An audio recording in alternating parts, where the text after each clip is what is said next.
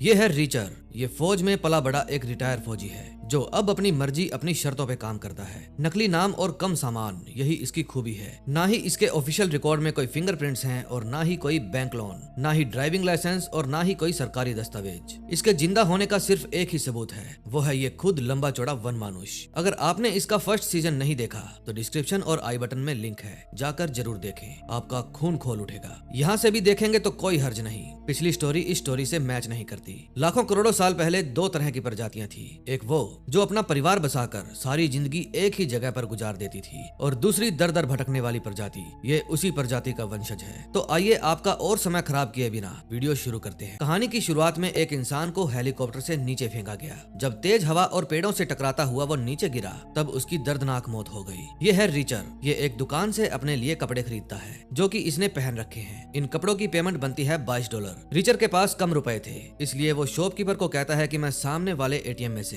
पैसे लेने जा रहा हूँ। जब वो एटीएम के पास जाता है तो वहाँ पहले से ही एक औरत एटीएम में से पैसे निकाल रही थी। उसके चेहरे पर चोट के निशान थे और वो घबराई हुई थी। फिर रीचर आसपास देखता है। रीचर कहता है आप पैसे निकालते रहिए, बस मुझे ये बताइए कि आपके लेफ्ट साइड जो कार खड़ी है क्या वो आपकी है? वो लेडी हाँ कह देती है। वो कहती है कि पीछे की सीट पर मेरा बेटा है, ड्राइवर के पास गन है। रीचर कहता है आप यहीं रुकिए, मैं अभी आया। फिर वो कार के पास जाता है और घूसा मारकर ड्राइवर को बाहर खींच लेता है। उस ड्राइवर को तोड़ने फोड़ने के बाद वो गन उसी लेडी को दे देता है और कहता है कि पुलिस को बुलाइए, मैं जा रहा हूँ, मुझे इस मामले में नहीं पड़ना। फिर एटीएम से पैसे निकलवाकर शॉपकीपर को वो $30 देता है और कहता है जो जैकेट मैंने अभी खरीदी थी उस पर खून लग गया है, नहीं चाहिए। फिर वो उस लेडी का फोन लेकर अपनी दोस्त को फोन करता है। वो कहती है मैंने तुम्हारे अकाउंट में न्यूयॉर्क आने के लिए खर्चा डाल दिया है और टिकट भी बुक करवा दी है, जल्दी न्यूयॉर्क आ जाओ, हमारे दोस्त केविन फ्रांस का मर्डर हो गया है। रीचर वहाँ के लिए निकल पड़ता है। एक्चुअली जब रीचर फौज में था तब केविन फ्रांस उसके साथ काम करता था। उसके साथ उसकी और भी टीम थी।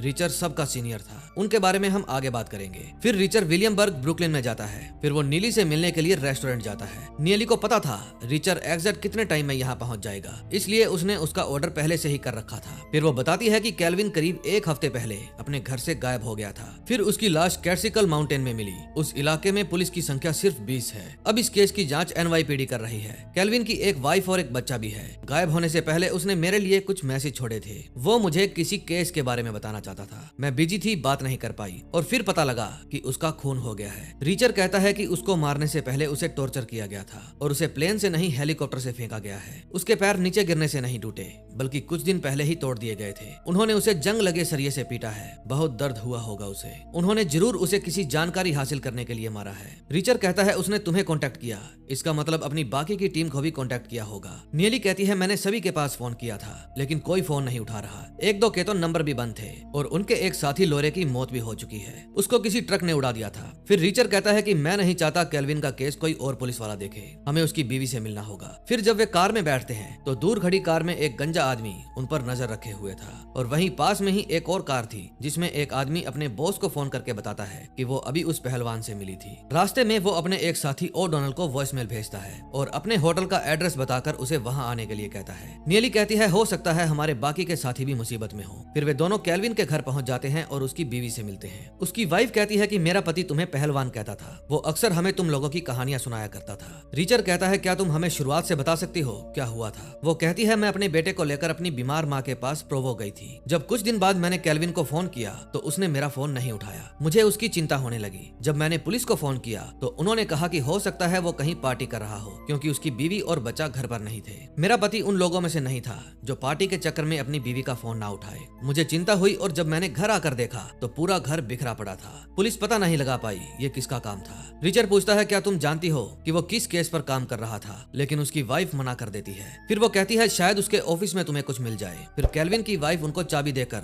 ऑफिस का एड्रेस बताती है और बताती है कि उसके ऑफिस को पहले ही तहस नहस कर दिया गया था और केल्विन अक्सर कहता था मेरे साथी स्पेशल इन्वेस्टिगेटर हैं, शायद आप लोगों को कुछ मिल जाए। फिर वहाँ से बाहर निकलकर रीचर कहता है वही काली गाड़ी यहाँ भी खड़ी है जो रेस्टोरेंट के बाहर खड़ी थी, लेकिन नीली उसको यहाँ यहाँ से चलने के लिए कहती है। तभी एक आदमी जो रेस्टोरेंट के बाहर इन पर नजर रखे हुए था अपने बॉस को फोन करके बताता है कि उन्होंने इसी होटल में कमरा लिया है, वो भी किसी और नाम से। उसका बॉस शेन कहता है तुम होटल पर नजर रखना। दूसरी तरफ रिचर और नियली केल्विन के ऑफिस पहुंच जाते हैं और देखते हैं कि ऑफिस पूरी तरह से बिखरा हुआ था। शीशे को देखकर रिचर कहता है कि इसको गुस्से में तोड़ा गया है क्योंकि उन्हें जो चाहिए था वो उन्हें नहीं मिला। नियली कुर्सी के खोखले पैर को उठाती है और बताती है कि जो भी उन्हें चाहिए था वो बहुत छोटा होगा। तभी वे हर खोखली चीज को तोड़कर देख रहे थे। उन्हें वहाँ पर एक फोटो फ्रेम भी मिलता है जिसमें वो फोटो थी जब वे सब फौज में थे। फिर नियली उसके ऑफिस की की चेन देखकर कहती है केल्विन तेज था, वो जानता था कि जिस चीज के कारण उसकी जान को खतरा है उसको ऑफिस में नहीं रखना है, इसलिए उसने ठीक अपनी आंखों के सामने ऑफिस में रखा होगा।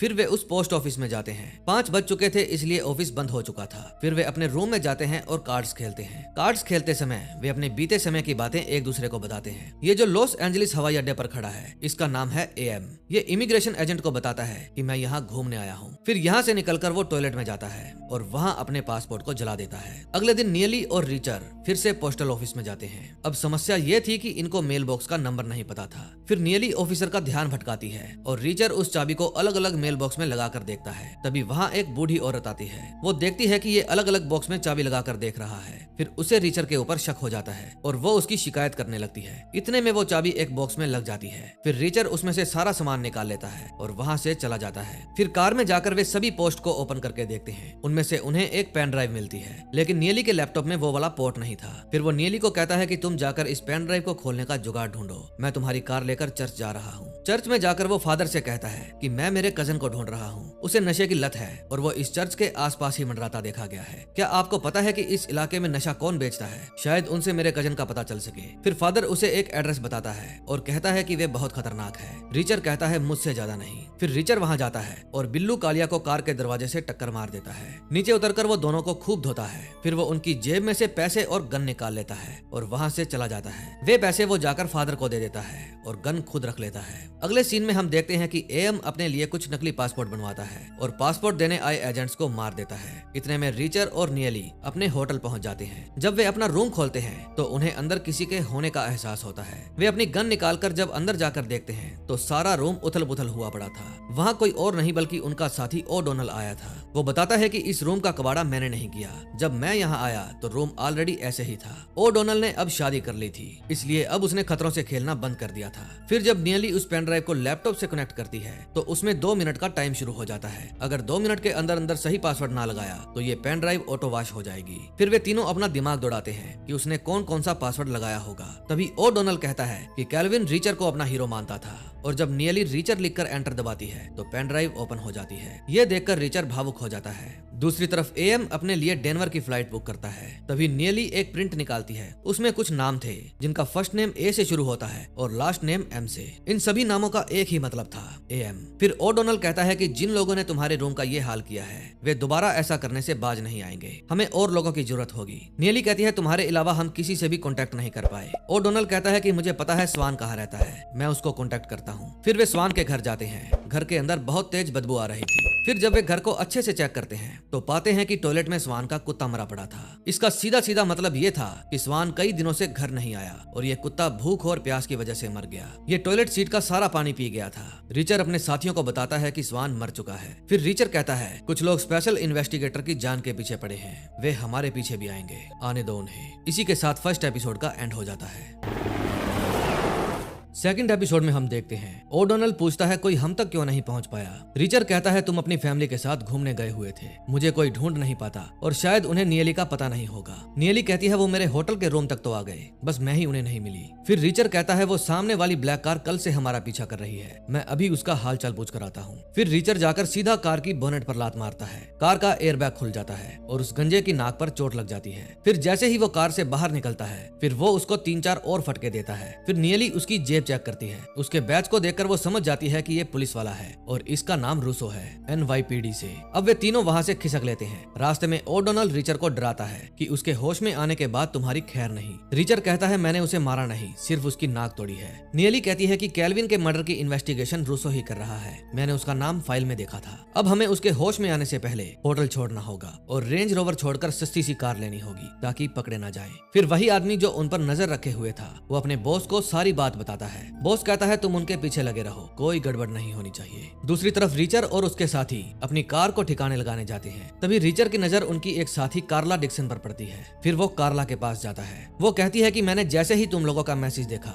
मैं यहाँ आ गई। रिचर कहता है शायद केल्विन के साथ साथ स्वान भी मारा गया, सैनवेज और ओरोस्को भी लापता है। फिर कार्ला कहती है उन्होंने स्पेशल इन्वेस्टिगेटर्स के साथ पंगा लिया है, चलो उन्हें सबक सिखाते हैं। जब ये दोनों आर्मी में थे तब ये दोनों एक दूसरे की तरफ अट्रैक्ट थे, या उससे भी कुछ ज्यादा। फिर ये चारों अपने लिए एक बड़ी सी SUV लेते हैं और अपने मिशन पर निकल जाते हैं। रास्ते में कार्ला केल्विन की पेन ड्राइव से निकले हुए प्रिंट्स पर नजर डालती है और उसके आंकड़े सुलझाने की कोशिश करती है। एक लिस्ट में AM से रिलेटेड कई नाम थे और बाकी की लिस्ट में नंबर्स थे। रिचर कहता है जो भी हमें मारना चाहता है शायद हमने कभी उसको गिरफ्तार किया होगा जहां उन्होंने केल्विन को मारकर फेंका था। हो सकता है स्वान और हमारे दोनों लापता साथी वो भी वहीं पर हों। फिर सेरोपियन नाम का वो आदमी जो उनकी कार का पीछा कर रहा था अपने बॉस को बताता है कि उन्होंने नकली नाम से एक नई कार ली है किराए पर। वे अटलांटिक सिटी जा रहे हैं शायद अपने बाकी के साथियों को ढूंढने के लिए। बॉस कहता है ये तो अच्छी बात है, जब सभी एक साथ एक ही जगह पर हो तो उन सबको उड़ा देना। तुम्हें और लोगों की जरूरत हो तो बुला लेना, कल तक वे सभी मर जाने चाहिए। फिर वे अटलांटिक सिटी न्यूयॉर्क जर्सी पहुंच जाते हैं। फिर वे ओरोस्को के घर जाते हैं। वहाँ की हालत भी बहुत खराब थी, सारा सामान बिखरा पड़ा था। वहाँ ओरोस्को का लाइटर और वही फोटो भी पड़ी थी जो केल्विन के ऑफिस में भी थी। रिचर को छोड़कर सबके पास वो फोटो थी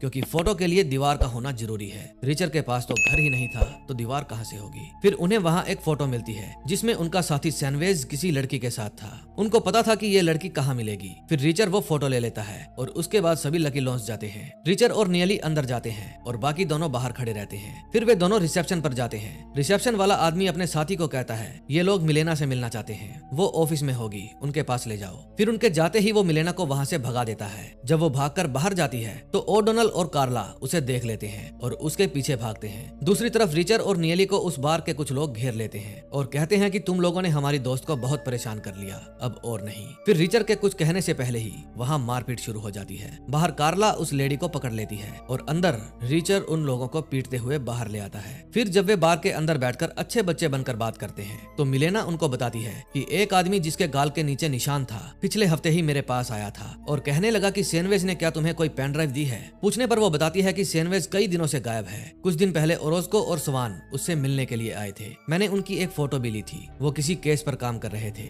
फिर मिलेना को सैनवेज की चिंता होने लगती है। नियली कहती है कि अगर तुम साथ दोगी तो हम उन्हें जल्दी ही ढूंढ लेंगे। मिलेना बताती है कि एक बार उसे कोई फोन आया था, फोन वाले ने उसे कुछ नंबर्स बताए थे जिसको सुनकर वो हैरान हो गया था। उसके बाद वो बाहर चला गया और फिर कभी लौट कर नहीं आया। उसने कहा था 650 हर एक का 100,000। उसने जाने से पहले मेरे गाल पर किस भी किया था। फिर वहाँ से दूसरी जगह जाकर वे अनुमान लगाते हैं, हो सकता है कि ये किसी कार की नंबर प्लेट हो या फिर कुछ और भी हो सकता है। कार्ला कहती है कि ये मामला मुझे $650 करोड़ का लग रहा है क्योंकि सैनवेज और ओरोस्को किसी कसीनो की सुरक्षा संभालते थे। शायद ये मामला यहीं से शुरू हुआ होगा, यहीं उसके हाथ कोई बड़ी चीज लगी होगी जिसकी बात उसने स्वान और केल्विन से की होगी। तभी वहाँ वेट्रेस आती है। रिचर उसको कसीनो के डायरेक्टर ऑफ सिक्योरिटी से बात करवाने को कहता है। फिर वे डायरेक्टर के पास जाते हैं। वो कहता है कि अक्सर वे दोनों तुम लोगों की ही बात किया करते थे। रिचर कहता है हमें पता लगा है अब वे इस दुनिया में नहीं है। इस बात का डायरेक्टर को विश्वास नहीं होता। फिर कार्ला उसे उन नंबर्स वाली लिस्ट देती है लेकिन ये उसकी समझ से बाहर थी। फिर रिचर कहता है कि शायद वे $650 करोड़ के स्कैम की तफ्तीश कर रहे थे।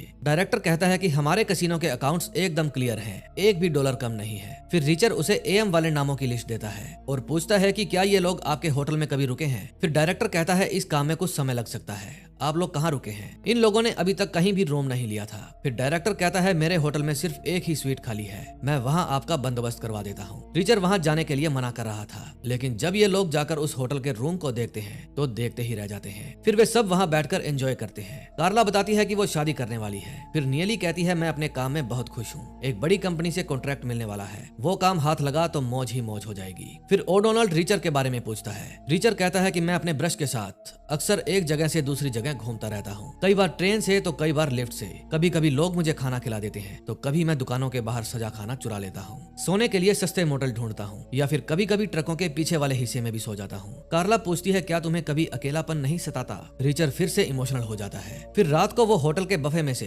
प्लेट भर के खाना ले लेता है। फिर बूढ़ी वेट्रेस कहती है कि खाना फ्री है तो इसका मतलब ये नहीं कि तुम खुद को ज्यादा खाने के लिए चैलेंज ही दे दो। रिचर कहता है इतना ही खाना और खाऊंगा, अभी कोई तकलीफ? फिर वो उन नंबर्स पर नजर डालता है लेकिन कुछ भी हाथ नहीं लगता। फिर वो कार्ला की आवाज सुनकर उसके पास जाता है। वो एक गेम खेलकर बहुत सारे पैसे जीत गई थी। सेरोपियन नाम का वो आदमी अभी भी उनके ऊपर नजर रखे हुए था। फिर वे दोनों कसिनो के बाहर टहलने जाते हैं। कार्ला अब भी रीचर को चाहती थी, लेकिन रीचर उससे एक सीनियर की तरह बात कर रहा था। फिर कार्ला कहती है कि दो लोग हमारा पीछा कर रहे हैं, शायद वो कैश के लिए आए हैं जो मैंने जीता है। रीचर कहता है कि मेरा अंदाजा है सामने वाली कार में से कोई न कोई हथियार लेकर बाहर आएगा। फिर रीचर और कार्ला रेलिंग के ऊपर से कूदकर दूसरी तरफ चले जाते हैं। सेरोपियन और उसके आदमी उनका पीछा करते हैं। अंदर जाकर रीचर और कार्ला अलग अलग हो जाते हैं। रीचर देखता है कि वहाँ सीमेंट से रिलेटेड काम चल रहा था। फिर रीचर उस फैक्ट्री के ऊपर चढ़ने लगता है। एक आदमी उसे देख लेता है और वो भी उसका पीछा करने लगता है। जब वो ऊपर पहुंचता है तो रीचर उसको बिना साबुन के ही धोने लगता है और उसे उठाकर नीचे फेंक देता है। दूसरे आदमी को कार्ला ठिकाने लगा देती है। अब बारी आती है सेरोपियन की। ये लंबा चौड़ा वन मानुष उसे बहुत मारता है और उसे मारने के बाद उसकी जेब से उसकी कार की चाबियां निकाल लेता है। उसकी कार की चेकिंग करने पर उसको इन सभी दोस्तों के प्रिंट मिलते हैं जिनमें इनकी डिटेल लिखी हुई थी। फिर रीचर को वहाँ फोन मिलता है। जब वो उसका लास्ट नंबर डायल करके देखता है तो उसका बॉस पूछता है क्या काम हो गया। रीचर कहता है वैसा तो नहीं जैसा तुम चाहते थे, पर हाँ हो गया। फिर वो फोन कट कर देता है। ये दोनों ही बर्नर फोन यूज कर रहे थे जिनको ट्रैक नहीं किया जा सकता।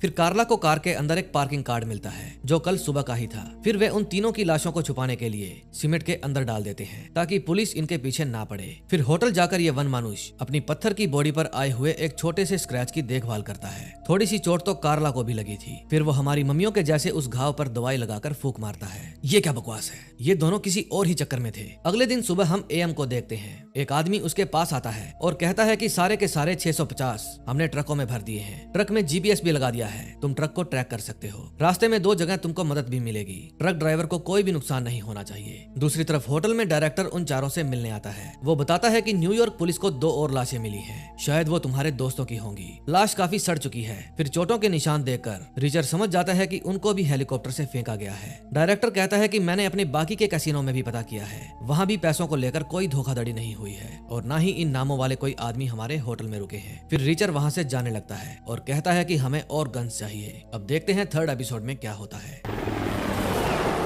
थर्ड एपिसोड में हमें 10 दिन पहले का समय दिखाया जाता है। शेन के आदमी कैल्विन को पीट रहे थे। फिर शेन उससे पूछता है कि तुम मुझे वो बता दो जो मैं जानना चाहता हूँ, वरना तुम्हारे साथियों को भी मार डालूंगा। लेकिन कैल्विन उसके मुंह पर थूक देता है। फिर वो गुस्से में एक जंग लगी रोड लेकर आता है और उससे कैल्विन की लातें तोड़ देता है। फिर वे उसे हेलीकॉप्टर में ले जाते हैं। कैल्विन कहता है तुम्हें पता नहीं है पहलवान तुम्हारा क्या हाल करेगा। फिर शेन के इशारे पर उसके आदमी कैल्विन को नीचे फेंक देते हैं। अब प्रेजेंट में आते हैं। रीचर अपने लिए बहुत सारी गन खरीदने जाता है, लेकिन उनको खरीदने के लिए सरकार के रूल्स इतने ज्यादा थे कि वो उनको एक मोटी रकम देकर किराए पर ले लेता है। फिर वो अपने साथियों के साथ उनको मारने के लिए जाता है, जिनके बारे में इन सभी को ही कुछ नहीं पता था और ना ही ये पता था कि वो कहाँ मिलेंगे। तभी उनके पीछे एक पुलिस की कार पड़ जाती है। कार्ला अपनी गाड़ी को साइड में रोक देती है। पीछे वाली कार में से एक पुलिस वाला निकलकर बाहर आता है और उन्हें कहता है कि तुम चारों यहीं रुको, मैं अभी आता हूँ। रीचर अपनी गन नियली को दे देता है और कहता है कि जरूरत पड़े तो चला भी लेना। फिर कुछ देर बाद वहाँ पर वही गंजा पुलिस वाला रूसो आता है। वो रीचर को बाहर निकलने के लिए कहता है। रीचर नियली को कहता है मेरी जमानत करवा देना।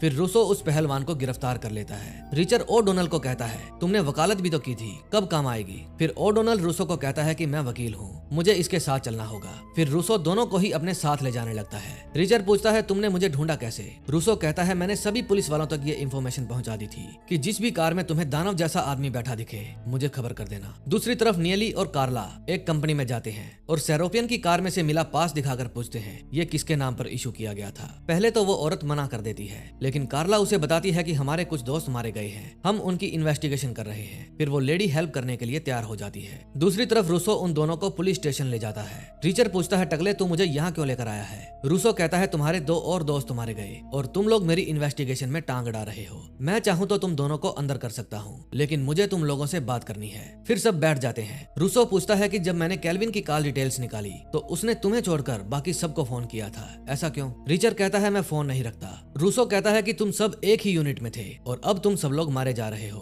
कुछ तो है जो तुम लोग जानते हो। रीचर कहता है बताता हूँ, बदले में तुम्हें भी कुछ बताना होगा। दूसरी तरफ वो लेडी कार्ला और नियली को आकर बताती है कि ये पास जिसको इशू किया गया था उसका नाम सेरोपियन है। वो यहाँ इंटरव्यू देने के लिए आया था। हमें गाड़ियाँ और खिड़कियाँ धोने के लिए एक आदमी की जरूरत थी। फिर वो उस आदमी का पता उन दोनों को दे देती है। दूसरी तरफ रीचर उसे सब कुछ बता देता है कि हमें लगता है कि ये $650 करोड़ का मामला है। रूसो इनके दोस्त पर ही शक करता है और इस बात पर रीचर गुस्सा हो जाता है। वो रूसो को कहता है कि मुझे तो तुम पर ही शक है, मुझे लगता है तुम करप्ट पुलिस वाले हो। फिर रूसो गुस्सा हो जाता है और वो रीचर की हथकड़ी खोलकर कहता है मैं रिश्वत नहीं लेता। फिर ओडोनल दोनों को शांत करता है और कहता है कि डिटेक्टिव आप हमें कोई ऐसी जानकारी दो जो हमें पहले से ना पता हो। रूसो कहता है कि हमें कैल्विन के ऑफिस से प्रिंटर में से एक नाम पता चला है, अजहरी महमूद। प्रिंटर में इंक खत्म हो जाने के कारण एक अधूरा टास्क था। फिर वो रीचर को वो प्रिंट दिखाता है और बताता है कि इंटरपोल के मुताबिक ये आतंकवादी संगठनों को हथियार बेचता है। रीचर कहता है मुझे नहीं लगता इसका नाम अजहरी महमूद होगा, इसका नाम भी बाकी के लोगों की तरह ए और एम से ही शुरू होता है। फिर वो उस पेपर पर सभी नाम लिखकर रूसो को देता है और कहता है कि होम मिनिस्ट्री से कहो इन सभी नामों पर नजर रखे। अब इन लोगों ने जितना सोचा था ये केस उससे ज्यादा उलझ गया था। दूसरी तरफ कार्ला और नियली अपने होटल रूम में बैठी थी। नियली कहती है कि उस आदमी का नाम मेरे हाथों में है जिसने मेरे दोस्तों को मारा है। फिर वे उन नंबरों को सॉल्व करने की कोशिश करती है जो प्रिंट के ऊपर लिखे हुए थे और उन्हें समझ में आ जाता है कि ये किसी तरह के दिन और महीने लिखे हुए हैं। तभी रूसो वापस रीचर के पास आता है और बताता है कि जब मैंने ये नाम सिस्टम में डाले तो इनमें से एक नाम ने अभी अभी डेनवर से JFK वाली फ्लाइट की टिकट ली है जो 1 घंटे में यहाँ से रवाना होगी। चेक इन के समय हम उसे पकड़ लेंगे। तभी हम देखते हैं कि AM एयरपोर्ट पर पहुंच जाता है कि उसको पकड़ने के लिए यहाँ पर जाल बिछाया गया है, इसलिए वो वापस वहाँ से बाहर चला जाता है। फिर वो शेन को फोन करता है और कहता है मुझे पकड़ने के लिए जाल बिछाया गया था, मैं वहाँ से वापस बाहर आ गया हूँ, मुझे आने में देर हो जाएगी। शेन कहता है जितनी देर हम उस डील में लगाएंगे उतनी ही जल्दी हमारा भांडा फूटेगा। AM कहता है कि ये मेरा रोज का काम है, आप चिंता मत करो। दूसरी तरफ जब रीचर और ओडोनल होटल जाते हैं तो वे मैप में सेरोपियन का घर देखते हैं। रीचर कहता है मुझे उसके साथ वाले घर के बारे में बताओ कि वो किसका घर है। फिर नियली कहती है कि साथ वाला घर बारबरा का है। फिर उसका फोन नंबर पता करके रीचर उस पर कॉल करता है और कंफर्म करता है कि उसके साथ वाले घर का मालिक सेरोपियन ही है। वो बुढ़िया बताती है कि वे लोग बहुत सारा कूड़ा हमारे घर के बाहर फेंक देते हैं, मैं परेशान हो गई हूँ। फिर वे चारों रात को सेरोपियन के घर जाते हैं और उस घर का दरवाजा खोलकर उसके अंदर बॉम्ब फेंक देते हैं। उस घर के अंदर बहुत सारे गुंडे छुपे हुए थे। फिर वे चारों मिलकर उन सभी गुंडों का सफाया कर देते हैं, लेकिन फिर भी उनमें से एक गुंडा बचकर भाग ही जाता है। फिर रीचर गली कूचों से होता हुआ उसका पीछा करता है। नियली घर की छत के ऊपर जाकर रीचर को गाइड करती है कि किस तरफ जाना है। फिर रीचर उसी डायरेक्शन में जाकर उस कार को रुकवा ही लेता है। रीचर उसमें बैठे आदमी को बाहर निकालता है और उसका वॉलेट चेक करता है। इतने में उस आदमी को दिल का दौरा पड़ जाता है और वो मर जाता है। फिर रीचर वापस उसी घर में जाता है और बताता है कि वो आदमी मर गया है, वो न्यू एज में काम करता था। फिर जब वे चारों अपने होटल रूम में जाते हैं तब गुस्से में रूसो वहां आता है। वो आकर कहता है कि तुमने एक घर के अंदर बॉम्ब फोड़ दिया है, क्या तुम्हें ये मजाक लग रहा है। रीचर कहता है हम पर हमला हुआ था, उन गुंडों के पास न्यू एज कंपनी का पार्किंग पास था, तुमने हम दोनों को गिरफ्तार कर लिया। फिर कार्ला और नीली ने उस कंपनी में जाकर पता लगाया कि वो किसके नाम पर इशू था। रूसो कहता है कि एक हत्यारे ने किसी कंपनी में अपना सही एड्रेस दे दिया। वाह। रीचर कहता है वे चाहते थे हम वहाँ जाएं क्योंकि वहाँ बहुत सारे लोग थे जो हमारा इंतजार कर रहे थे, वे हमें मारते उससे पहले हमने ही उन्हें मार दिया। उनमें से एक के पास ये आईडी मिली थी, हमने उसकी कार की नंबर प्लेट बदलकर उसको पीछे वाली गली में पार्क कर दिया है, पता नहीं कब और कहां गाड़ी की जरूरत पड़ जाए। फिर रूसो बताता है कि तुम्हारा AM कल एयरपोर्ट पर आया ही नहीं। रीचर कहता है उसे न्यूयॉर्क जाना है और वो किसी भी हालत में वहां जाकर ही रहेगा। फिर रीचर रूसो को कहता है कि आगे से तुम्हें आने की जरूरत नहीं है, तुम मुझे फोन कर लिया करो। उसने कल जो गुंडे मारे थे उनमें से एक का फोन उठा कर ले आया था। पुलिस वाला कहता है कि जब तक मैं ना कहूँ तुम इस कमरे से बाहर मत निकलना। फिर उसके जाते ही ये चारों अपनी कार में बैठ जाते हैं। रीचर सबको प्लान समझाता है कि कार की स्पीड 60 से ऊपर नहीं होनी चाहिए। अलार्म बजते ही 4 मिनट के अंदर अंदर पुलिस आ जाएगी, इसलिए जो भी हाथ लगा उसे लेकर बाहर आ जाना। फिर वे न्यू एज की बिल्डिंग में जाकर ऑपरेशन ऑफ डायरेक्टर के ऑफिस में जाते हैं। अलार्म बजने लगता है। फिर वे सभी कार से निकलकर छानबीन शुरू कर देते हैं। उस ऑफिस में जितनी भी फाइलें थी और सर्वर में जितनी भी हार्ड डिस्क थी वे सभी को इकट्ठा कर लेते हैं। बस ये समझो ये चारों उस ऑफिस को मेमोरी लेस बना देते हैं। 3 मिनट के अंदर सभी वापस आ जाते हैं, लेकिन रीचर नहीं आता। तभी पुलिस सायरन की आवाज आती है और वे तीनों वहाँ से निकलने लगते हैं। तभी पीछे से रीचर भी आ जाता है। फिर वे रीचर को कार में बिठा लेते हैं और वहाँ से खिसक लेते हैं। रीचर वहाँ से एक फोटो लेकर आया था। फिर वे जब उस फोटो को देखते हैं तो उसमें पूरे स्टाफ के साथ उनका दोस्त स्वान भी था। इसका मतलब वो न्यू एज में ही काम किया करता था और वे भी इसी कंपनी के लोग हैं जिन्होंने उसे मारा और जो इनको भी मारना चाहते हैं। 4th एपिसोड में हम देखते हैं पिछली रात न्यू एज के ऑफिस में से जो ये फाइलें चुरा कर लाए थे अब ये उन्हें चेक कर रहे थे, लेकिन उनको उन फाइलों में कुछ भी नहीं मिलता। और डोनाल्ड को लगता है कि स्वान उनके साथ काम करता है, इसलिए वो मरा नहीं कहीं छिपा हुआ है। लेकिन रीचर कहता है कि मैं स्वान को अच्छे से जानता हूँ, वो इन बुरे लोगों के लिए कभी काम नहीं करेगा। फिर ओ डोनाल्ड रीचर को दिखाता है कि स्वान की पोस्ट इस कंपनी में डायरेक्टर ऑफ सिक्योरिटी की थी और इसी पोस्ट पर एक और आदमी भी था जिसका नाम शेन लैंगस्टोन था। रीचर कहता है हो सकता है उस दूसरे आदमी ने ही स्वान को फंसाया हो। इस लिस्ट में एक और आदमी की फोटो भी थी, जिसे रिचर को देखकर दिल का दौरा पड़ गया था। फिर ओडोनल कहता है कैसे निपटेंगे इन सबसे। रिचर कहता है एक एक करके। दूसरी तरफ रूसो का बॉस उसे डांटता है और कहता है कि एक घर में बॉम्ब फट गया और कई लोगों की मौत हो गई और तुमको वहाँ से कोई भी सबूत नहीं मिला। रूसो मना कर देता है। वे चारों अभी भी होटल में बैठे उन फाइलों की जांच कर रहे थे। नियली कहती है कि स्वान ने किसी लड़की को एक मेल की थी। उसने कहा मुझे कुछ गाने पसंद हैं, तुम्हें भी जरूर सुनने चाहिए। उसने जिन जिन गानों का नाम लिखा था वे सॉन्ग उसे बिल्कुल भी पसंद नहीं थे। इसका मतलब ये था कि उसे वो चीजें पसंद है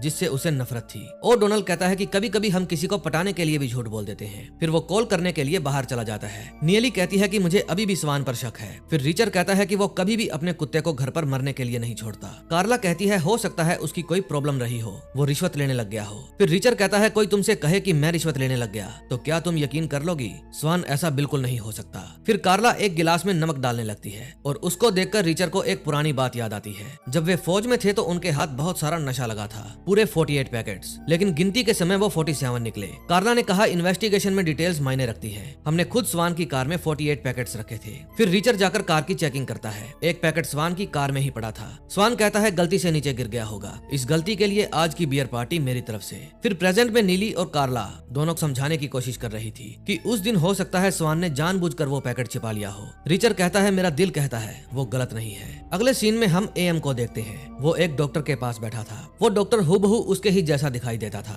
फिर वो डॉक्टर को मार देता है। फिर बाहर जाकर वो उसकी सेक्रेटरी को भी मार देता है और हॉस्पिटल के बाहर एक प्रिंट चिपका देता है जिसमें लिखा था all appointments cancel today. Hotel room में ओडोनल अपने तीनों साथियों को किसी आदमी के बारे में बता रहा था। तभी रिचर के फोन पर रूसो का फोन आता है। वो कहता है कि मेरी नौकरी जाते जाते बची है। मैंने तुम्हें कहा था होटल में टिक के बैठना, लेकिन तुमने न्यू एज के ऑफिस में अपनी कार घुसा दी। रिचर कहता है वो उनके ही एम्प्लॉय की कार थी, वापस करने के लिए गए थे। रूसो कहता है तुम्हारे पास जो कुछ भी जानकारी है तुम मुझे बताओ। फिर रिचर रूसो को कहता है कि मैं उनकी सिक्योरिटी टीम का रजिस्टर भेज रहा हूँ, तुम उनको इन्वेस्टिगेट करो और मैं बोस्टन जा रहा हूँ एक कॉन्सर्ट में। फिर ओडोनल और रिचर दोबारा उस बिल्लू कालिया पर हमला कर देते हैं और उसकी गन निकाल लेते हैं। दूसरी तरफ नियली और कार्ला एक घर में जाती है और वहाँ जाकर घर को अच्छे से चेक करने लगती है। पूरा घर एकदम खाली था, आसपास सामान बिखरा हुआ था और एक ज्वेलरी बॉक्स भी खुला पड़ा था। ये उसी औरत का घर था जिसने नियली और कार्ला को सेरोपियन का एड्रेस बताया था। सामान देखकर लग रहा था कि या तो उसने जल्दबाजी में पैकिंग की होगी या उसे कोई उठा कर ले गया। फिर वे दोनों उस घर की छानबीन करने लगती है। उनको वहाँ पर एक नोटों से भरा हुआ बैग मिलता है। दूसरी तरफ एएम डॉक्टर का भेष बदलकर उसकी ही आईडी पर अपने लिए एक कार रेंट पर लेता है जो 3 दिन बाद उसने जेएफके एयरपोर्ट पर वापस देनी थी।